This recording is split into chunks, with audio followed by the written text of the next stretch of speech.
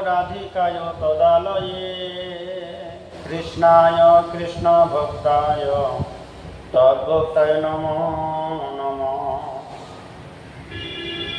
आराध्य भगवान् ब्रजशतनयं तद्धाम वृन्दावन रम्या कदुपासना ब्रज वधू वर्गेण जकल्पिता श्रीमद्भागवतं प्रमाणममलं प्रेमापुमार्तमहा श्रीचैतन्यमहाप्रभुर्मतमिदं तत्रादरो कृष्णाय वासुदेवाय देवकी नंदनाय च नंद गोपकुमाराय गोविंदाय नमो नमः। श्री कृष्ण चैतन्य प्रभु नित्यानंद श्री अद्वैत गदाधर शिवासादि गौर भक्तवृंद। हरे कृष्णा कृष्णा कृष्णा हरे हरे हरे राम राम राम हरे हरे। उपस्थित सकल भक्तवृंद भक्तिमत मातृवृंद सবার চরণে প্রণাম নিবেদন করছি। আমরা ধারাবাহিকভাবে শ্রী শ্রী চৈতন্য চরিতামৃত শ্রবণ কীর্তনে ব্রতী হয়েছি। তো মহাপ্রভুর জীবন চরিত কথা শ্রবণের মাধ্যমে আমরা মহাপ্রভুর সঙ্গে বিভিন্ন তীর্থ দর্শন করে কর্মা ব্রাহ্মণ তথা বাসুদেব প্রভুর বাড়ি থেকে দর্শন করে তার কৃপা আশীর্বাদ লাভ করে আমরা আজকে মহাপ্রভুর সঙ্গে শ্রবণের মাধ্যমে কথা এলাম। শ্রী চৈতন্য মহাপ্রভু বিভিন্ন ভক্তের বাড়ি পদার্পণ করে সেবা গ্রহণ করে আশীর্বাদ করতেন। ক্রমে ক্রমে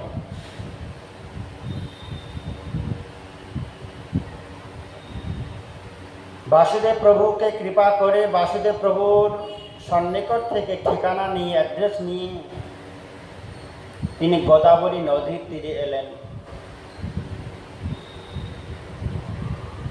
কেননা চৈতন্য মহাপ্রভু সদা সর্বক্ষণ ভাবে ভাবিত থাকতেন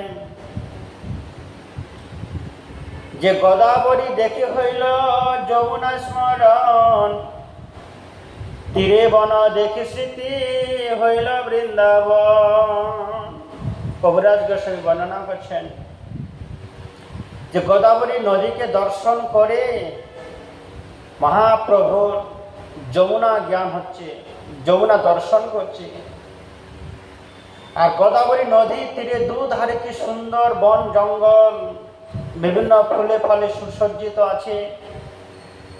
যদি আপনারা কোনোদিন আসার সৌভাগ্য হয় আপনারা দর্শন করতে পারবেন। সেই পুণ্যক্ষেত্রে গোদাবরী নদীর তীরে বর্তমানে আমি অবস্থান করছি। শ্রী শ্রী রামানন্দ গৌরী মঠ, যে স্থানে মহাপ্রভু এবং রামানন্দ প্রভুর মিলন, রামানন্দ সংবাদ যেখানে হয়েছিল সেই গোদাবরী নদীর তীরে বর্তমানে আমি সেবাপূজা ব্রতী আছি। এই যে মহাপ্রভু এই পাশে রামানন্দ রায়, এই জায়গাতে মিলন, এই জায়গাতে তাদের আলোচনা হয়েছিলেন। কেন? এই যে গোদাবরী নদী, পূর্বে এখানে গোদাবরী নদী ছিল না।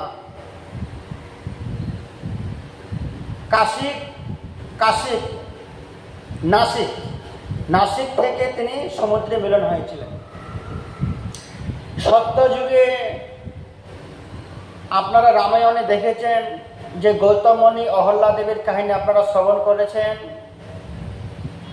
সেই গৌতম মুনি এখানে তপস্যা করতেন। সঙ্গে অহল্যা দেবীও ছিলেন, কিন্তু যেখানে অহল্যা দেবী পাষাণে পরিণত হয়েছে সেটা এখান থেকে বেশ কয়েক কিলোমিটার দূরে। মূলত এই জায়গাটার নাম হচ্ছে বিদ্যানগর। এই বিদ্যানগরে গ্রামে গৌতম ঋষি তপস্যা করতেন। তপস্যা করতে করতে তার প্রভাব ছিল, তিনি তার মন্ত্রের দ্বারা কমণ্ডলের জল দিয়ে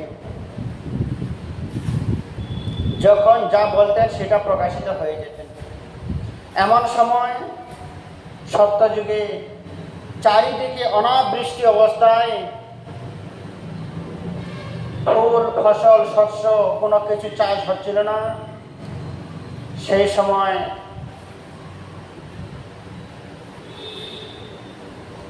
ঋষিগণ, বিভিন্ন জায়গা থেকে ঋষিগণ এই গৌতম মুনির আশ্রমে এসেছিলেন।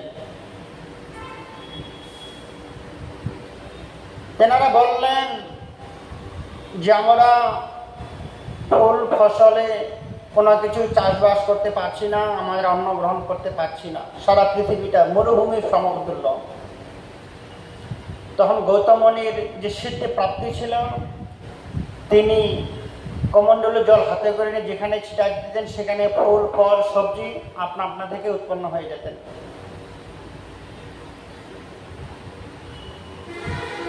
সেই ঋষিগণ গৌতম মুনির কাছে 12 বৎসর থাকলেন। কেন? এখানে তপস্যা করতেন। তখন কিন্তু নদীটা ছিল না। তপস্যা করতেন, ফসল চাষ করে ফলে ফলে ভরে যেতেন, সেখানে জীবন ধারণ করতেন, তপস্যা করতেন, প্রসাদ সেবা গ্রহণ করতেন। করতে করতে গৌতম ঋষির সঙ্গে তাদের একটা মিত্রতা ভাব, একটা মোহ, একটা মায়া জন্মিয়েছে। 12 বৎসর পর যখন পৃথিবীটা আবার সবকিছুর দিক দিয়ে ঠিক হয়ে গেল, পরিস্থিতি নিয়ন্ত্রণে এলো, যখন ঋষিগণ বললেন যে আমরা এবার যে যার আশ্রমে চলে যাব। কেউ পুরী থেকে এসেছিলেন, কেউ হরিদ্বার থেকে এসেছিলেন, কেউ দ্বারকা থেকে, আমরা যে যার আশ্রমে চলে যেতে চাই। গৌতম মুনি বললেন যে আপনাদের তো আমি সুন্দরভাবে সেবা যত্ন করেছি বা এখনো করি, আপনাদের তো কোনো কিছু অভাব নেই, কোনো ত্রুটি নেই, তো আপনারা কেন যেতে চাইছেন? কিছুতেই গৌতম মুনি ঋষিদেরকে যেতে দেবেন না। তারাও বললেন আমরা 12টা বৎসর আপনার সেবা গ্রহণ করেছি, এবারে আমরা আমাদের নিজের আশ্রমে নিজের কুটিরে পদার্পণ করব। গৌতম মুনিও কোনো কিছুতেই যেতে দেবেন না। তখন কি করলেন? তাদের মধ্যে একজন ঋষি মায়া গাভীর সৃষ্টি করলেন, মন্ত্রের দ্বারা একটা গাভীর সৃষ্টি করলেন। কেননা কিছু একটা উচ্ছিল্লা করে তো আমাদের যেতে হবে। গৌতম মুনি যে আমাদেরকে প্রীতি করছেন, ভালোবাসছেন, এই ভালোবাসাকে লঙ্ঘন করে আমরা যেতে পারি না, অপমান করে অবজ্ঞা করে যেতে পারি না। যাওয়ার রাস্তা তৈরি গেলেন কিভাবে? ছলনা করে। যখন মায়া গাভীর সৃষ্টি করলেন, গৌতম মুনির সকল ফসল শাক সবজি গাভীরা খাচ্ছিল। গৌতম মুনির নয়ন গোচর হলো যে গাভীটা কটাকার গাভী এসেছে, আমার শাক সবজি খেয়ে নিচ্ছে, যেগুলো আমি ব্রাহ্মণ বৈষ্ণবদের সেবা করার জন্য চাষ করেছিলাম। তিনি একটা লতা পাতা নিয়ে গরুটাকে শুধু তাড়া করেছিল, এখান থেকে যাও বলে শুধু তাড়া করেছে। সেই একটা পাতার আঘাত পেয়ে গাভীটার সঙ্গে সঙ্গে সেখানে মৃত্যুবরণ করলেন। তিনি দেখলেন কি হলো, হঠাৎ করে গাভীটা মারা গেল, আমি তাকে আঘাত করিনি, ব্যত্রাঘাত করিনি। বাকি ঋষিগণ বললেন হে গৌতম ঋষি, আপনি গোহত্যার পাপ করেছেন, একজন গাভীকে বধ করেছেন, আপনার গায়ে আপনার সর্বাঙ্গ শরীরে গোহত্যা পাপ আশ্রয় করেছে। অতএব আমরা কাল বিলম্ব না করে তোমার আশ্রম পরিত্যাগ করে আমরা চলে যাব। তিনি দুঃখ পেলেন, সত্যিই তো সামান্য একটা পাতার আঘাতে গাভীটা মারা গেল। তারা সেখান থেকে যে যার আশ্রমে চলে গেলেন। গৌতম মুনি চিন্তা করলেন কি করে সম্ভব। তিনি ধ্যানস্থ হয়ে দেখলেন এই গাভীটা সাধারণ গাভী নয়। ঋষিগণ আমার আশ্রম থেকে চলে যাওয়ার জন্য ছলনা করে মায়া গাভী সৃষ্টি করে আমাদের কাছ থেকে চলে গেল। কিন্তু যাই হোক, আমি তো গোহত্যা পাপ করেছি, এই গোহত্যার পাপ কি করে মুক্ত পাবো? আরো কিছু ব্রাহ্মণ বৈষ্ণব সিদ্ধান্ত নিলেন, তুমি গঙ্গায় চলে যাও। যেখানে গোমাতার মৃত শরীরটা পড়ে আছে, এখানে যদি গঙ্গা এসে জায়গাটাকে পবিত্র করে দিতে পারে, তবে গোমাতা উদ্ধার হয়ে যাবে, আপনিও গোহত্যার পাপ থেকে রেহাই পেয়ে যাবেন। তিনি তার আশ্রম ছেড়ে নাসিকে গেলে, নাসিক থেকে গিয়ে মা গঙ্গাকে তপস্যা করে সন্তুষ্ট করে আরো 12 বছর তপস্যা করে তিনি মা গঙ্গাকে সন্তুষ্ট করে বললেন, মা আমি গোহত্যা পাপ করেছি, এই গোহত্যার পাপ থেকে আমাকে রক্ষা করুন আপনি। মা গঙ্গা দেবী তার আরতি গ্রহণ করলেন, প্রার্থনা স্বীকার করলেন। সেই গৌতম মুনির পিছনে পিছনে মা গঙ্গা দেবী নাসিক থেকে এই তার ভজন কুটিরে এলেন। আসার পরে যেখানে যে মৃত মায়া মৃত গাভীটা ছিল, সেই গঙ্গা দেবী সেখানে এসে তাকে ধৌত করে তার গোলক বৈকুণ্ঠে পাঠিয়ে দিলেন। এবং কি এই জলেতে, এই ঘাটেতেই গৌতম মুনি গঙ্গার বুকে স্নান করলেন, আহরণ করলেন, পান করলেন, স্পর্শ করলেন, নিজেকে গোহত্যা পাপ থেকে মুক্ত করলেন। এখান থেকে মা গঙ্গা দেবী চলে গেলেন পূর্ব দিকে বয়ে। গৌতম মুনি মা গঙ্গা দেবী বললেন, মা তুমি আর এখান থেকে ফিরে যাও না, তুমি এখানেই থেকে যাও। কেননা আমার আশ্রমে যেহেতু আপনি এসেছেন, আমার আশ্রমে আপনি থেকে যান, আমাদের ভক্তবৃন্দ আপনার শ্রীচরণ দর্শন স্পর্শ করতে পারবে। সেই হচ্ছে গৌতমী গঙ্গা, ভাগীরথী গঙ্গা। এই হচ্ছে গৌতমী গঙ্গা, গৌতম ঋষি এনেছিলেন। সেই গৌতমী গঙ্গাকে দর্শন করতে এসে চৈতন্য মহাপ্রভু কি হলো, গোদাবরী দেখি হইল যমুনা শরণ, তীরে বন দেখি স্মৃতি হইল বৃন্দাবন। জয় বৃন্দাবন ধাম কে জয় হোক। মহাপ্রভুর যাহা যাহা নেত্র করে তাহা তাহা ঈশ্বরে, কৃষ্ণ ঈশ্বরে। মহাপ্রভু সদা সর্বরকম ভাবে বিভেদ হয়ে থাকতেন। আকাশ মেঘলা দেখলে মনে হতো ভগবান পরম পুরুষ ভগবান শ্রীকৃষ্ণ আকাশ মার্গে গোচারণ করছেন। কোনো কালো বালক দেখলে মনে করতেন এই মনে আমার কৃষ্ণ। তমাল বৃক্ষের নিচে গেলে মনে হয় আমার কৃষ্ণ। সদা সর্বক্ষণ তারই ধ্যানে মগ্ন। এবং কি সেই সময় মহাপ্রভু এক বট বৃক্ষ তলে অবস্থান করলেন, গোদাবরীতে আশ্রমণ করে ক্লান্ত দূর করে সেখানে তেলগান্নি করে মা গঙ্গা দেবীর ধ্যানে মগ্ন হলেন, গঙ্গাকে দর্শন করছেন। এমন সময় অন্য একটা ঘাটে রামানন্দ রায় তার পিতৃ মাতৃদেবীর তর্পণের জন্য, বিয়োগের পর তর্পণের জন্য গঙ্গায় এসেছিলেন। তখন আপনাদের যদি সৌভাগ্য হয়, 27 সালের পৌষ সংক্রান্তিতে এখানে কুম্ভ স্নান হবে। নাসিক থেকে গোদাবরী পর্যন্ত অর্ধ কুম্ভ। আপনাদের সুযোগ হলে আপনারাও আসবেন, আমার সঙ্গে যোগাযোগ করতে পারবেন। তো কি হলো, সেই সময় অর্ধ কুম্ভ চলাকালীন রামানন্দ রায় তার পিতা এবং মাতৃদেবীর তর্পণ করার জন্য তিনি এই গোদাবরী নদীতে হাজার হাজার মানুষ স্নান করতে এসেছিলেন। তার মধ্যে তিনিও আসলেন। কিভাবে? হাতির পিঠে চেপে, ঢাক ঢোল বাজিয়ে। আপনারা দেখতে পাচ্ছেন এদিকে হাজার হাজার ব্রাহ্মণকে নিয়ে বাজনা বাজিয়ে রাজসিকভাবে তিনি গঙ্গা স্নান করতে এলেন। যেহেতু তিনি এইখানে এলাকার রাজা, তিনি শাসন করতেন। সেই রাজা গঙ্গা স্নান করতে আসবে, আপনা থেকে প্রজারা তাকে আহ্বান করার জন্য, সম্বর্ধনা দেওয়ার জন্য নিজেরাই প্রস্তুত থাকবেন। কেননা তিনি এখানকার রাজা, প্রজারা নিজেরাই রাজাকে সন্তুষ্ট করার জন্য নিজেরাই সম্বর্ধনা দেওয়ার জন্য এসেছিলেন। তর্পণ স্নান করতে করতে যখন বিকাল হয়ে গেল, সন্ধ্যার কিছু মুহূর্ত আগে রামানন্দ রায় হঠাৎ চোখে পড়ল এক বট বৃক্ষ তলে বহু কোটি চন্দ্র যিনি বদনায়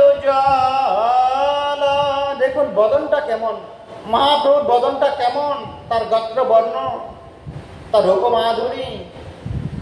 রামানন্দ রায় চিন্তা করছে, আমার রাজ্যে এরকম কোনো ব্যক্তি তো ছিল না যে সেই মানুষের মধ্যে বহু কোটি চন্দ্রের উজ্জ্বল প্রকাশিত হবে, জ্যোতি প্রকাশিত হবে।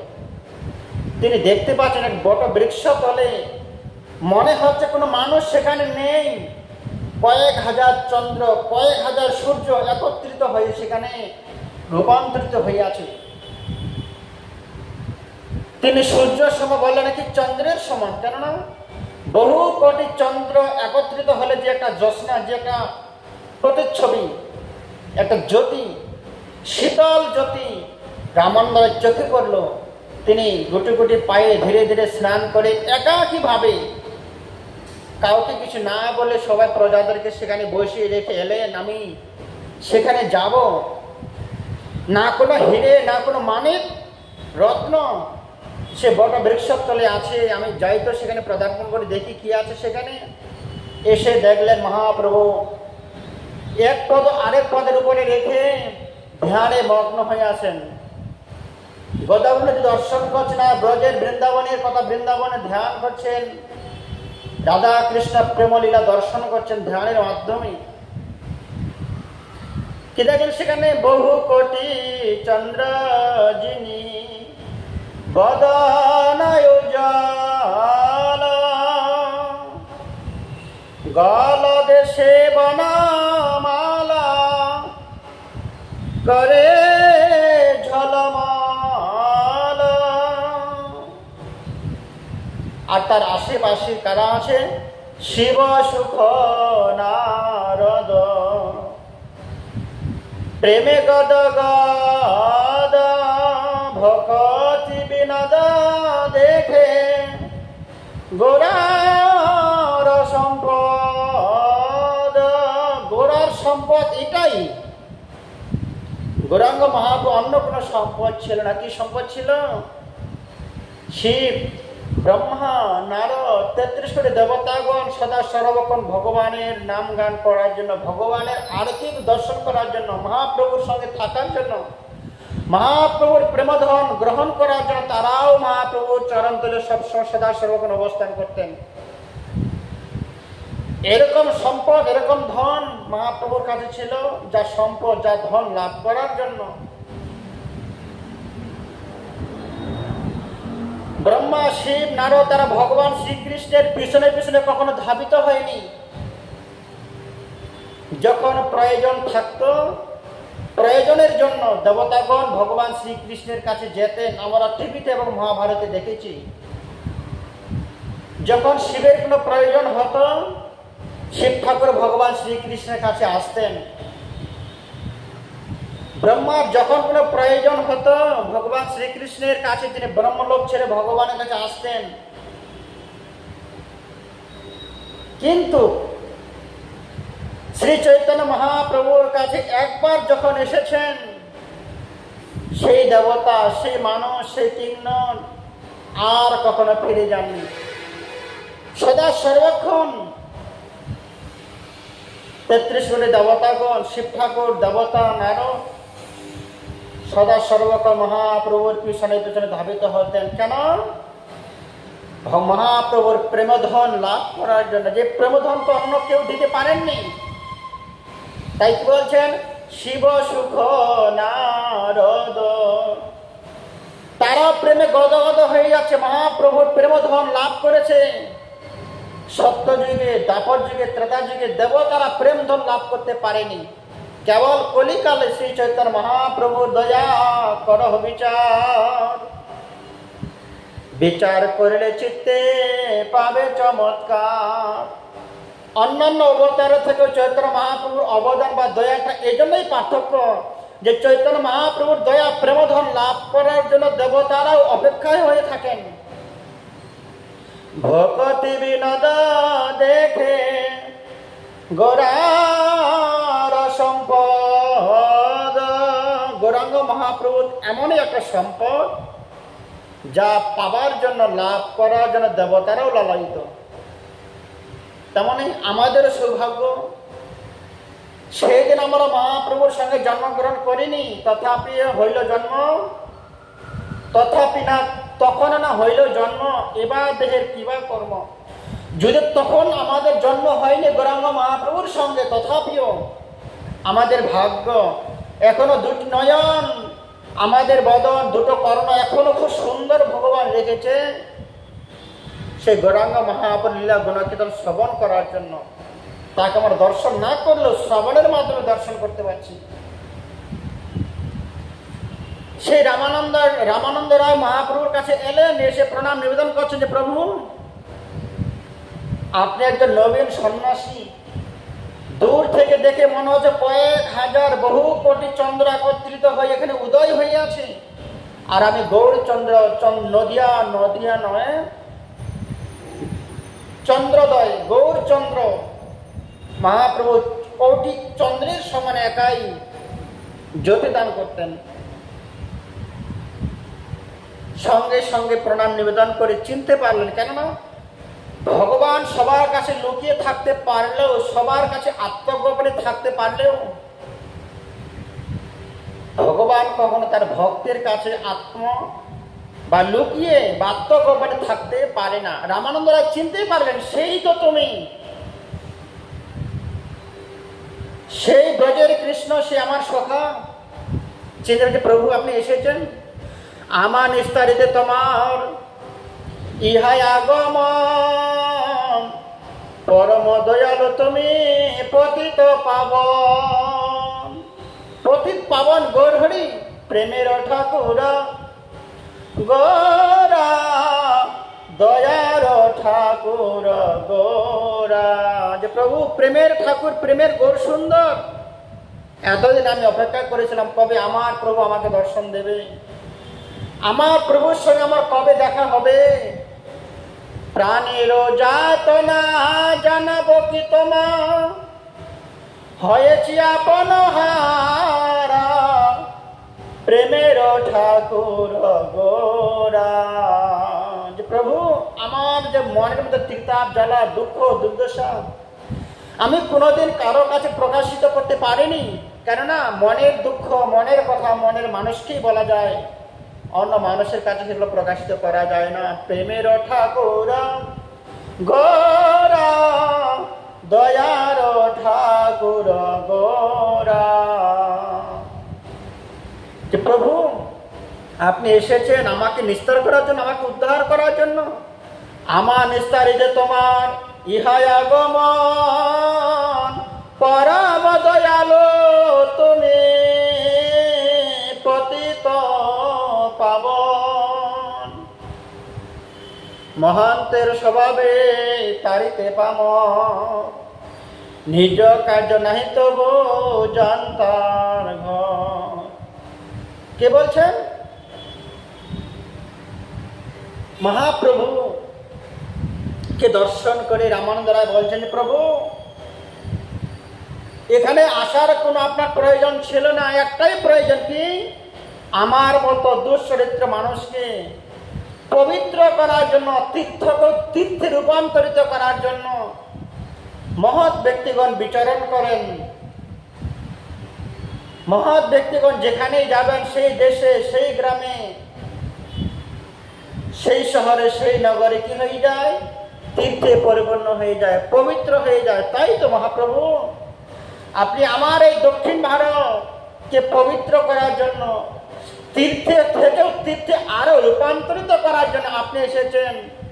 আপনার তো মহাজন ব্যক্তিগণের পদার্পণে তীর্থ পবিত্র হয়ে যায়, মা গঙ্গাদি পবিত্র হয়ে যায়, আমার দক্ষিণ ভারত পবিত্র হয়ে গেল। মহান্তের স্বভাব হয় তারিতে পাম, নিজ কার্য নাহি তবু জানতার ঘর। আপনার কোনো প্রয়োজন ছিল না, এসেছেন কেন? আমাদের মঙ্গলের জন্যই। কিন্তু না, গৌরাঙ্গ মহাপ্রভু সেই কথাটা স্বীকার করে নিলেন না। কেন? মহাপ্রভু বললেন, আমি তো তোমাকে জানতামই না, চিনতামই না, না তোমার সাথে কোনো সম্বন্ধ ছিল, না তোমার সঙ্গে আমার কোনো পরিচিতি ছিল। আমি বালক সন্ন্যাসী, কৃষ্ণ কথা শ্রবণ করার দরকার, কৃষ্ণ কথা শ্রবণ করলে জীবের মঙ্গল হয়। তাই তো আমার মঙ্গলের জন্য, আমার ভালোর জন্য, আমার হিতকাঙ্ক্ষী করার জন্য এবং কি আমার আত্মকল্যাণের জন্য তোমার পরম প্রিয় মিত্র রামানন্দকে সার্বভৌম ভট্টাচার্য, সেই সার্বভৌম ভট্টাচার্য দয়া করে আপনার ঠিকানা আমাকে দিয়েছিলেন যে প্রভু আপনি যদি কোনোদিন দক্ষিণ ভারতে যান নিশ্চয়ই রামানন্দ রায়ের সঙ্গে মিলন হবেন, কেননা রামানন্দ রায় একমাত্র পারে তোমার হিতকাঙ্ক্ষী হতে এবং হিতের কথা বলতে। অতএব হে রামানন্দ রায়, আমি তোমাকে পবিত্র করার জন্য আসিনি, তোমাকে দর্শন করে আমি নিজেই পবিত্র হতে এসেছি। কেন? তোমার গুণকীর্তন, তোমার মহিমা কথা, তোমার ভজনের প্রভাব আমি শ্রবণ করেছি কার মুখে? পুরীধামে থেকে সার্বভৌম ভট্টাচার্যের শ্রীমুখে এবং প্রতাপপুত্র রায়ের মুখে। আমার হৃদয়টা অত্যন্ত কঠিন, এই কঠিন হৃদয় নিয়ে সাধন ভজন করা যায় না। সাধন ভজন করতে গেলে কি করতে হবে? পুষ্প সম কমল, পুষ্পের মতো কমল হতে হবে। আমার হৃদয় কঠিন, হৃদয়টাকে পাথরের মতো হৃদয়টাকে কমল পুষ্পের মতো বানাবার জন্য মহাপ্রভু আমাকে তোমার কাছে পাঠিয়েছে। হে প্রভু, তোমার কঠিন হৃদয়টাকে পুষ্প সম কমল করতে হলে আপনি রামানন্দ রায়ের কাছে যান। কি বললেন? এই জানে কঠিন মোর হৃদয় শোধিতে, আমার কঠিন হৃদয়টাকে শোধন করবার জন্য প্রতাপপুত্র রায় তোমার কাছে পাঠিয়েছেন। সার্বভৌম কহিলেন তোমার মিলিতে, আমার মঙ্গলের জন্য এই কঠিন হৃদয়টাকে শান্ত করার জন্য বৈষ্ণবের কাছে যেতে হয়। কেননা বৈষ্ণবের মুখে ভগবানের কথা শ্রবণ করলে ভগবান যেমন প্রীতি লাভ করেন, সেই কথাটা রীপ কর্ণ রসায়ন কথা। বৈষ্ণবের মুখে হরিকথা শ্রবণ করলে সেটা হৃদয়ে অবস্থান করে হৃদয় ধারণ করা যায়। অবৈষ্ণবের মুখে হরিকথা শ্রবণ করলে শুনতে ভালো, মনোরঞ্জন হলেও সেটা কল্যাণ প্রদত্ত হতে পারে না। কেন? শাস্ত্রে বর্ণন করেছেন অবৈষ্ণব মুখ ঘৃণাম পুতম হরিকথামৃতম। হরিকথা অমৃত হলেও অবৈষ্ণবের মুখে শ্রবণ করাটা আমাদের সবসময় পরিত্যাগ করতে হবে। কেননা অবৈষ্ণবের মুখে কৃষ্ণ নাম নাহি হয়, নাম অক্ষর বাহিরায় বটে, নাম কভু নয়। সুন্দর সুন্দর কথা বলতে পারলেও সেটা ভগবানের প্রীতি সাধনের জন্য, ভগবানের সুখ বিধানের জন্য হরিকথা তারা বলতে পারেন না। সেগুলো কেমন? বাহ্যিক জগতের মনোরঞ্জনের যেমন কাক কা কা করে ডেকে চলে যায়, ভক্তের মানুষের কানে সেটা খুব ব্যথাদায়ক, ঠিক তেমনই অবৈষ্ণবের মুখে গুণকীর্তন শ্রবণ করাটা ঠিক তেমনই কাকের গলার শরীর মতো, কাকের ভালো ভালো কথার মতো। সুগদেব গোস্বামী পরিচিত মহারাজকে শুনেছিলেন, ভাগবতের কথার বর্ণন করেছেন। অবৈষ্ণবের মুখে হরিকথাটা কেমন? কাকের সুরের মতন। আমাদের সদা সর্বক্ষণ সচেতন থাকতে হবে।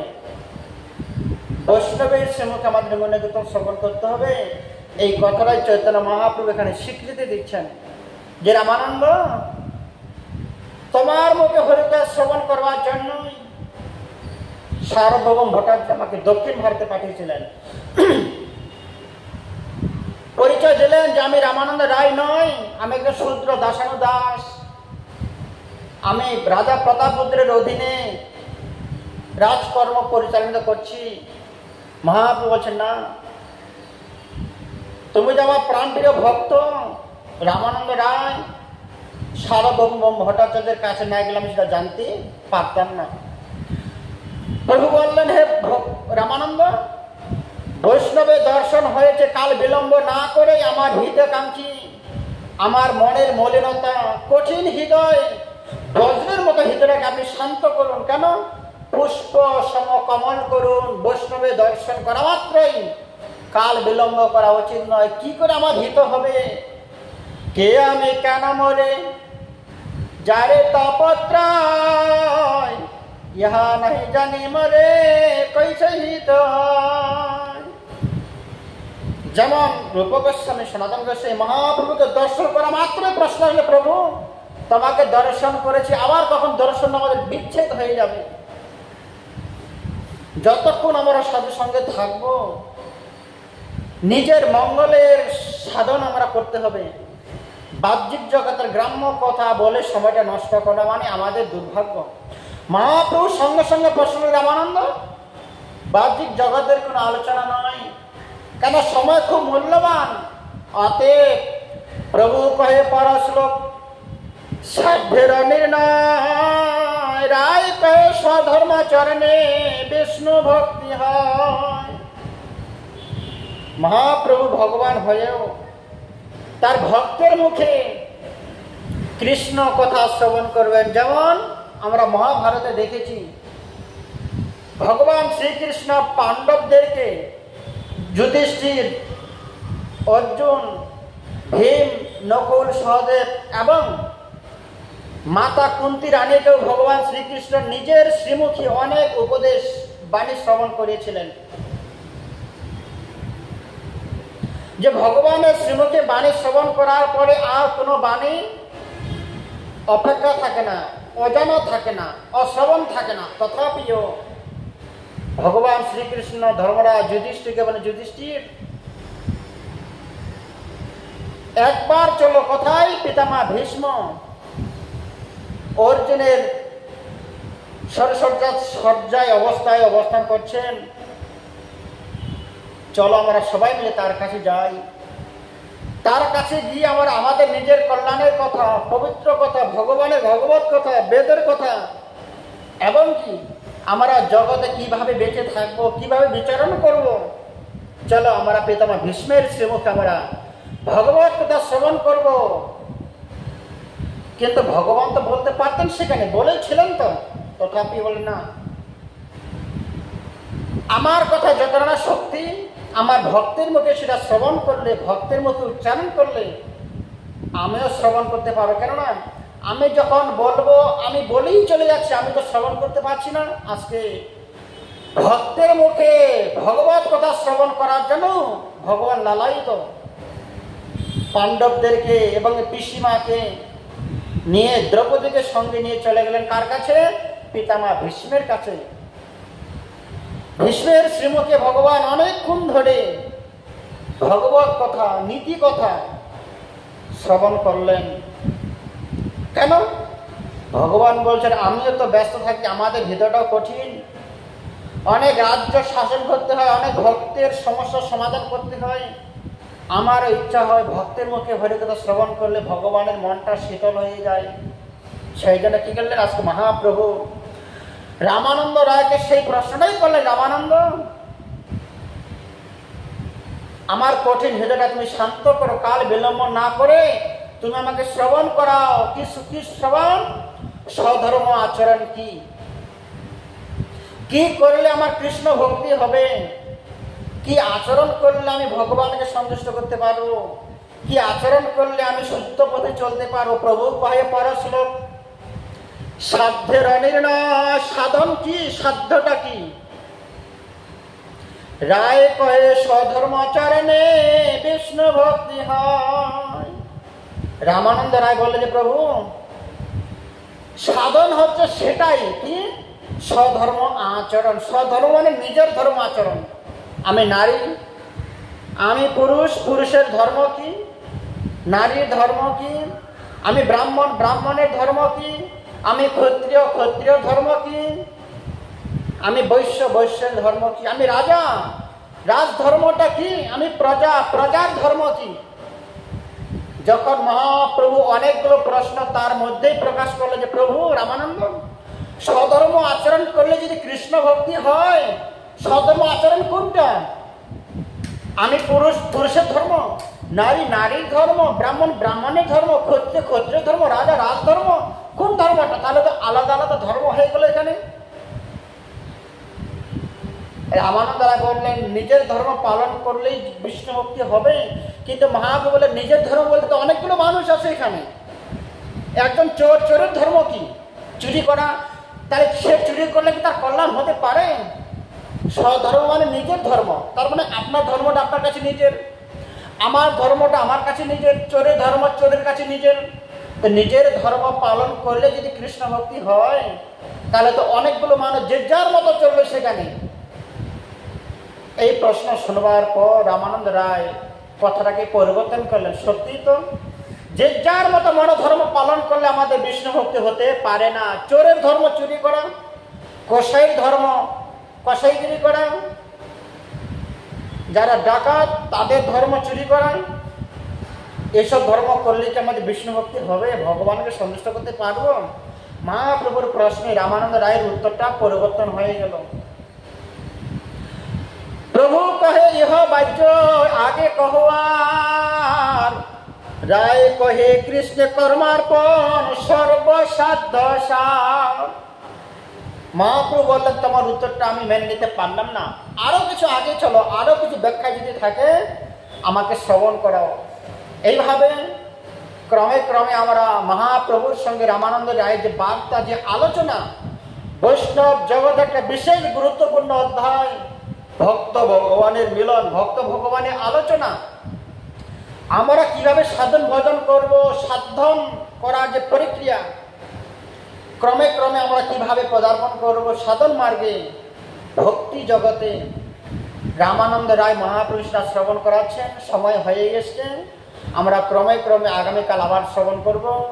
আজকে কবিরাজ গোস্বামী পাদের লিখনীতে মহাপ্রভু এবং রামানন্দ রায়ের মিলনকে শ্রবণ করে প্রণাম নিবেদন করে আজকে চৈতন্য চরিতামৃত এখানে বিশ্রাম। আগামীকালকে আমরা আবার শ্রবণ করব। আপনারা সঙ্গে থাকবেন, ইউটিউব চ্যানেল আপনারা দর্শন করবেন, শ্রবণ করবেন। আমারও চর্চা হচ্ছে, আপনাদেরও শ্রবণ হচ্ছে। এবারে সমাপ্তি করছি। কোনো ভুল ত্রুটি মাফ করবেন। বাঞ্ছা কল্পতরুভ্যশ্চ কৃপা সিন্ধু ভয়ে বচ পতিতানাং পাবনেভ্যো বৈষ্ণবেভ্যো নমো নমঃ। মহাপ্রভু জয় হোক, রামানন্দ রায়ের জয় হোক, কবিরাজ গোস্বামী জয় পাতা, জয় চৈতন্য চরিতামৃত, জয় হরে কৃষ্ণ।